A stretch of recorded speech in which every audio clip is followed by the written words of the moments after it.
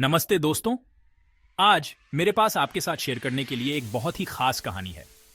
एक ऐसी कहानी जो इंडियन पॉलिटिक्स में एक ऐतिहासिक पल का प्रतीक है।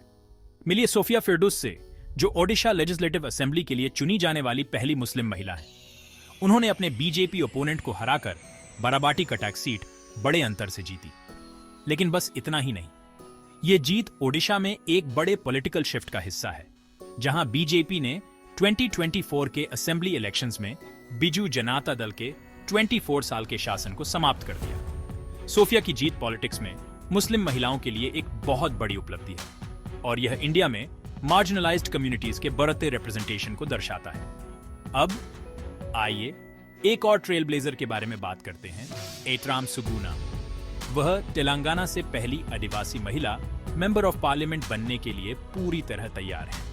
आदिलाबाद से कांग्रेस कैंडिडेट के रूप में खड़ी सुगुना 1995 से टीचर्स, आदिवासीज और विमेन्स राइट्स के लिए एक मजबूत एडवोकेट रही हैं। पंचायत राज मंत्री सिथाका से प्रेरित होकर सुगुना ने पब्लिक कॉजेज के लिए लड़ने के मिशन के साथ पॉलिटिक्स में फिर से प्रवेश करने का फैसला किया। उनके कैंपेन को पब्लिक का बहुत बड़ा समर्थन मिला है, जो सोशल जस्टिस और वेलफेयर के प्रति उनकी अटूट प्रतिबद्धता से आकर्षित है। सत्ताधारी बीआरएस और बीजेपी पार्टीज के क्रिटिक्स को सुगुना में एक चैंपियन मिला है, जो इन मूल्यों के प्रति कांग्रेस पार्टी के समर्पण पर जोर देती है। सुगुना की कैंडिडेसी ने वोटर्स में आशा और बदलाव की भावना पैदा की है। एक फॉर्मर गवर्नमेंट टीचर और एक्टिविस्ट के रूप में उनके बैकग्राउंड ने उनकी पॉलिसी प्रायोरिटीज को आकार दिया है, जो ट्राइबल कम्युनिटीज के लिए एजुकेशन, हेल्थ और इंफ्रास्ट्रक्चर डेवलपमेंट पर केंद्रित है।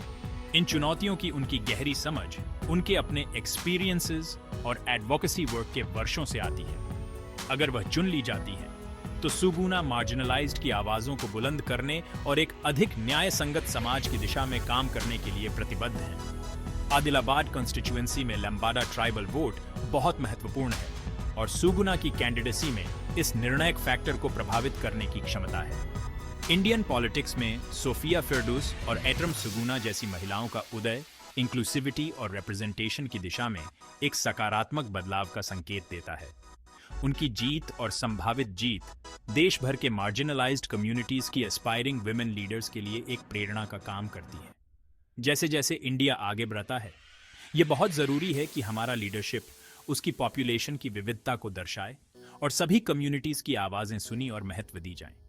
देखने के लिए धन्यवाद, और अगर आपको ये इंस्पायरिंग लगा तो लाइक, शेयर और सब्सक्राइब करना ना भूलें, चेंज मेकर्स की ऐसी ही और कहानियों के लिए।